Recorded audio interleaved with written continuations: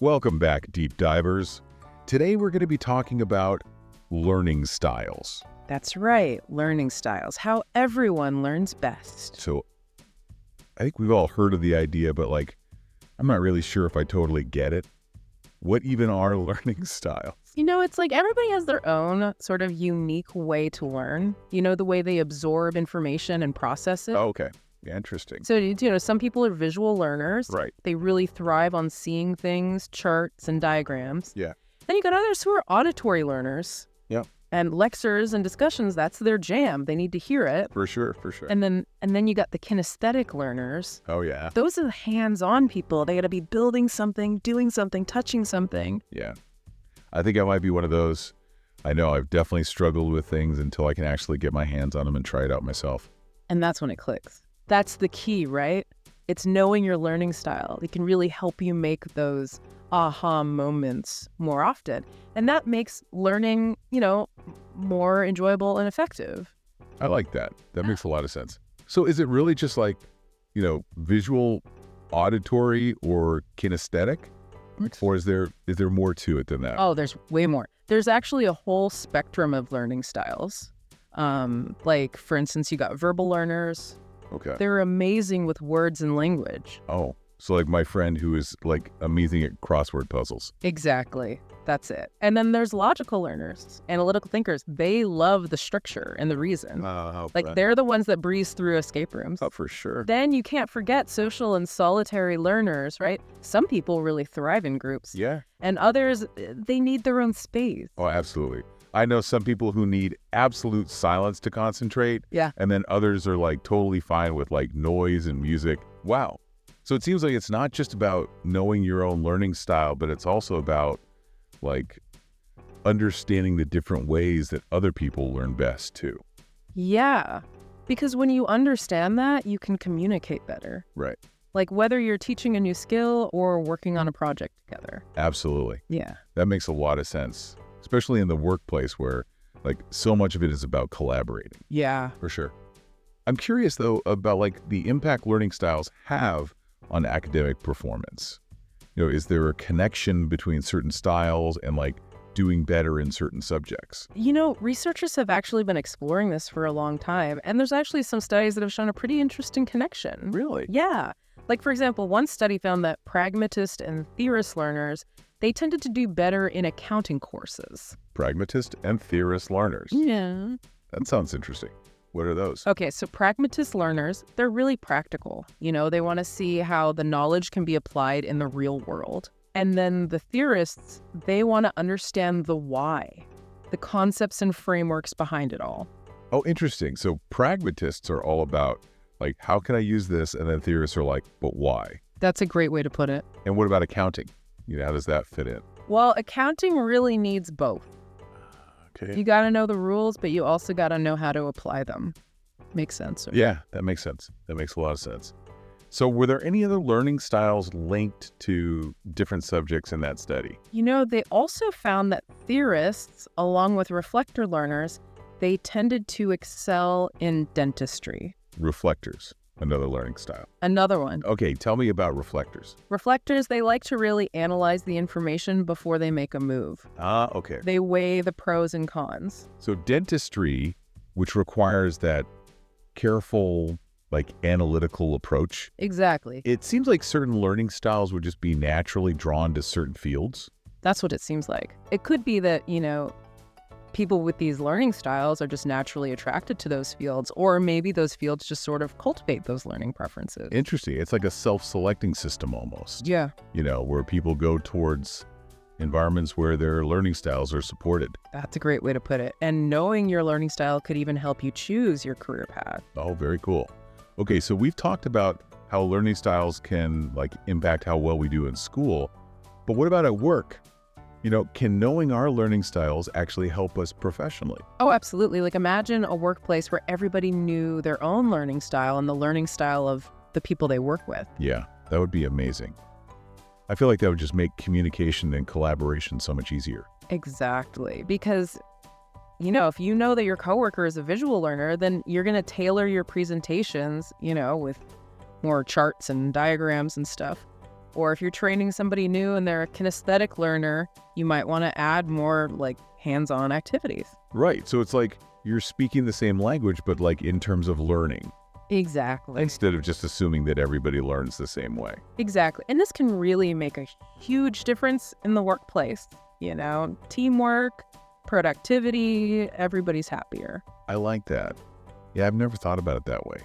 But what about people who say things like, oh, I'm just not a math person, or, you know, I could never learn a new language. Like, it seems like they've already decided what they're capable of. Okay. You know, regardless of their learning style. Well, that's what's called a fixed mindset, thinking that your abilities are just set in stone. But luckily, we can change to a growth mindset, you know, believing that your abilities can be developed, you know, like with effort and learning and persistence. Right. So it's not just like you're stuck. You're not stuck. If somebody's always struggled with a particular subject or skill, it doesn't mean they can't ever be good at it. Exactly. It's just about, you know, recognizing those thoughts and then challenging them. So like instead of saying, oh, I'm a visual learner, so I can't learn from lectures, you might say, okay, well, lectures aren't my favorite, but I can figure out ways to make them work for me. That's it. You got to be proactive. And research shows that people with that growth mindset, they're more resilient. Oh, interesting. Yeah. They see challenges as opportunities to learn and grow. I like that. So we're not stuck in a box. Nope. We can always evolve. I love that. But okay, let's be real. Are there any skeptics out there? You know, people who would say, okay, this all sounds nice and everything, but does this actually work in the real world? It's a fair question. You know, there is still research being done about learning styles and how effective they are at predicting success. But many people find that, you know, just understanding their learning preferences, it helps them learn better. Makes sense to me. You know, study smarter, work more efficiently. Right. If you know what works for you, you're going to be more motivated, more engaged. And even if the science isn't totally conclusive, there's no harm in, you know, experimenting. Yeah. Seeing what works best for you. I love that. So, okay, we've talked a lot about, you know, traditional learning environments like schools and workplaces. But what about in this digital world that we live in? Everything's so fast-paced. It's like information overload all the time. Yeah. It is definitely a challenge. It is. So how do we even keep up, let alone like actually learn effectively?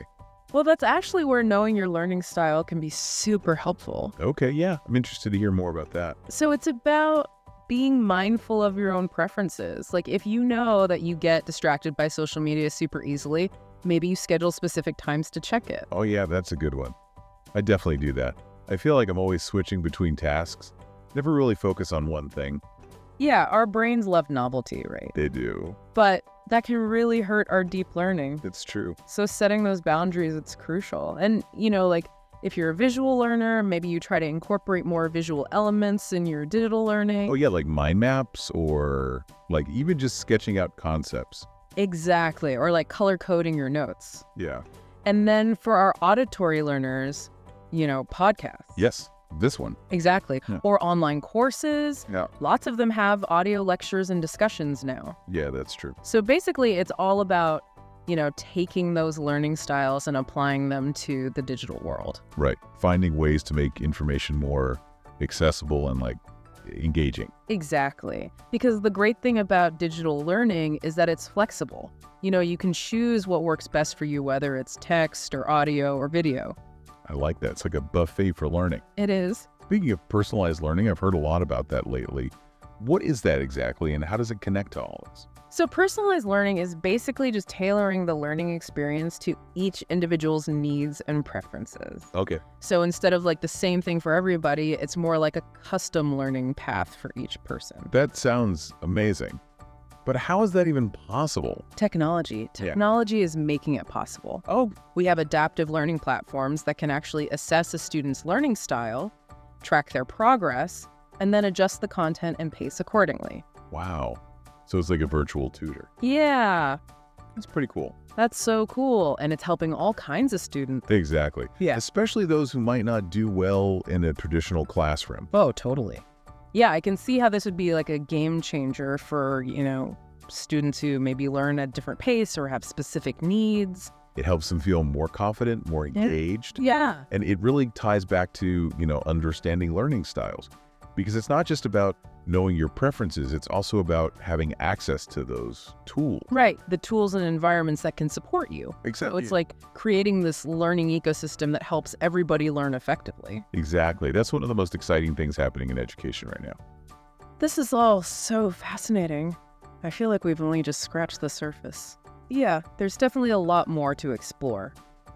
But we have covered a lot in this episode. We talked about different learning styles, the impact of our mindsets, and the rise of personalized learning. We've covered a lot in our exploration of learning styles, from the different types to the impact of our mindsets, and even the rise of personalized learning. It's been quite a journey. Now it's time to bring it all home.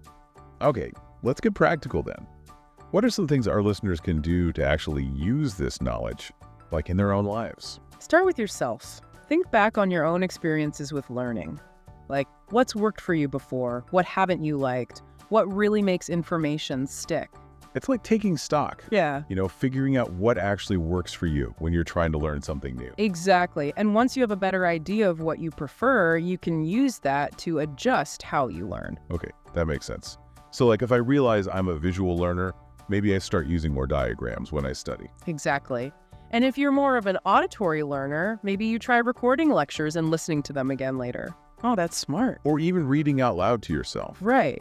So what about the people who learn best by doing, the kinesthetic learners?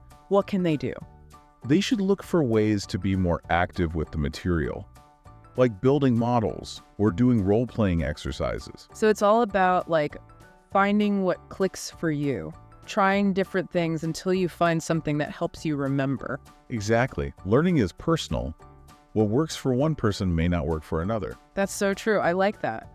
It's about being okay with the fact that we all learn differently. And remember, learning doesn't have to just happen in a classroom. Right. It can happen anywhere, like picking up a new hobby or even just having a conversation with someone who has different views than you. Exactly. It's about staying curious and always being open to learning new things. I love that. Well, that brings us to the end of our deep dive into learning styles. It has. It's been a really interesting conversation. I hope everyone listening feels like they can take this information and use it. Absolutely. Understanding how you learn best is so important. It can really help you in school, at work, even in your personal life. So go out there, figure out your learning style, and never stop learning. Happy learning, everyone.